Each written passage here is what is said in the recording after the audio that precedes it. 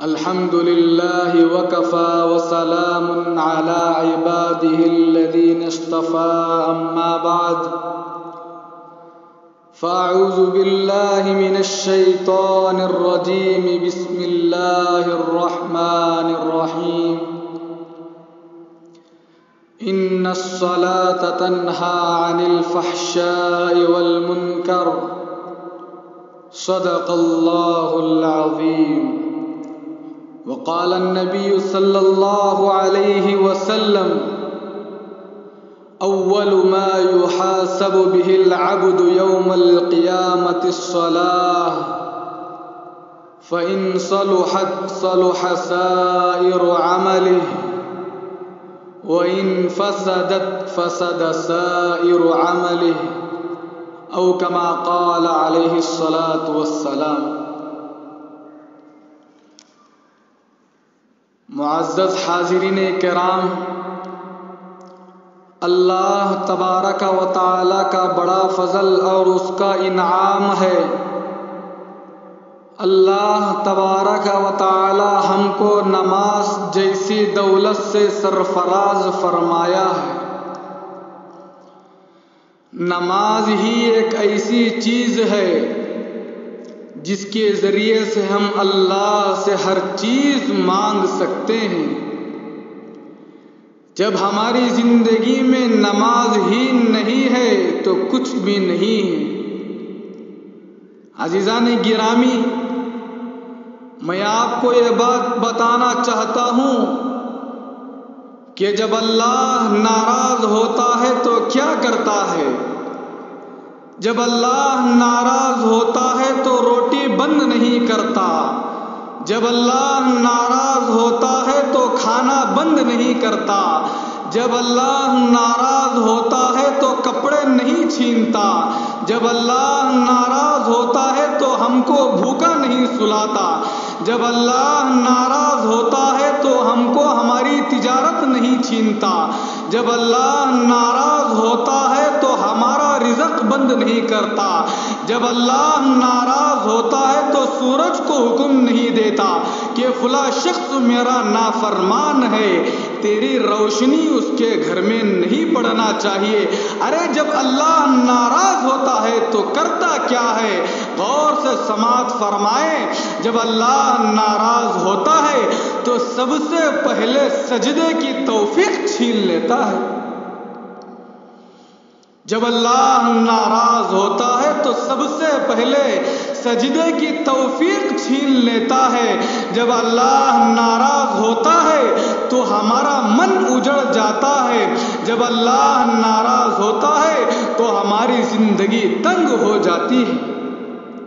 عزیزان گرامی، آج دیکھو، جب فجر کی نماز ہو رہی ہوتی ہے تو کتنے مسلمان ایسے ہیں جو فجر کی نماز کو چھوڑ کر مزے کی نیند سو رہے ہوتے ہیں. نرم نرم قالین پر آرام کر رہے ہوتے ہیں. جب ان کی آنکھ کھلتی ہے، جب وہ نیند سے بیدار ہوتے ہیں تو سب سے پہلے ان کی نظر فون پر جاتی ہے، ان کی نظر واٹس ایپ پر جاتی ہے، ان کی نظر فیس بک پر جاتی ہے، ان کی نظر ٹک ٹاک پر جاتی ہے.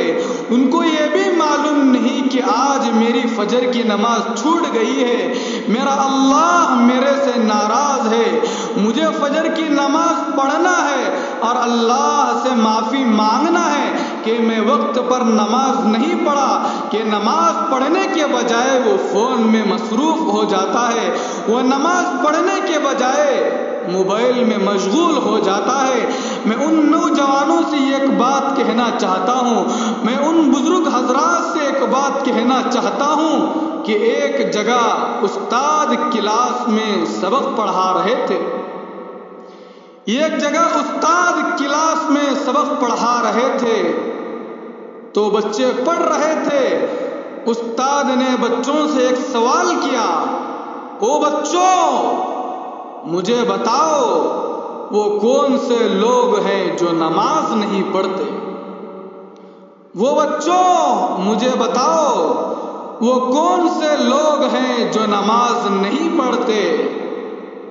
تو ایک بچہ کونے سے کھڑا ہوا، اس نے بڑی معصومیت کے ساتھ جواب دیا، استاد جی جو لوگ مر چکے ہیں نا وہ لوگ نماز نہیں پڑھتے۔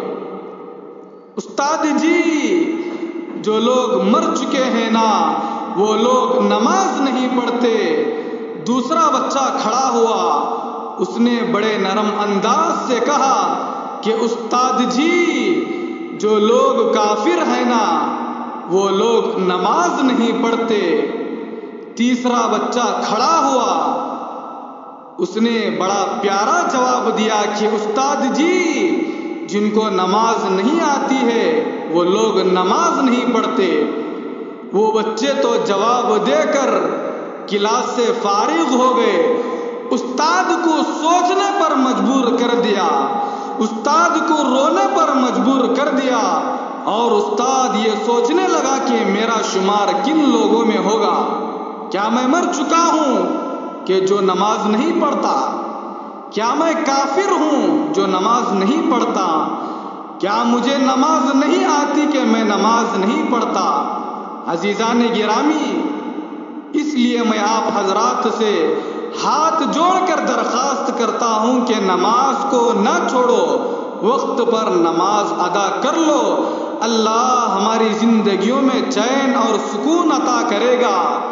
حدیث پاک میں آتا ہے کہ اللہ کے نبی علیہ السلام نے فرمایا کہ نماز کسی بھی طرح معاف نہیں ہے، نماز کسی بھی طرح معاف نہیں ہے۔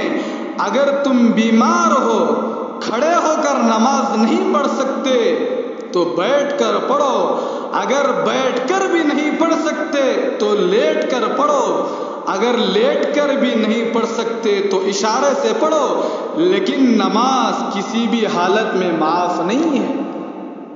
اگر کل قیامت کے دن اللہ تبارک و تعالی سب سے پہلے اگر کوئی سوال کریں گے تو وہ نماز کے بارے میں سوال کریں گے، تم نے نماز پڑھا تھا کہ یا نہیں پڑھا؟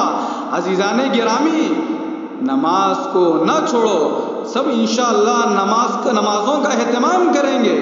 بس اللہ تبارک و تعالی سے دعا ہے کہ اللہ تبارک و تعالی ہم تمام کو موت کے آخری سانس تک 5 وقت نماز تکبیر اولیٰ کے ساتھ پڑھنے کی توفیق عطا فرمائے، آمین۔ وآخر دعوانا ان الحمد للہ رب العالمین۔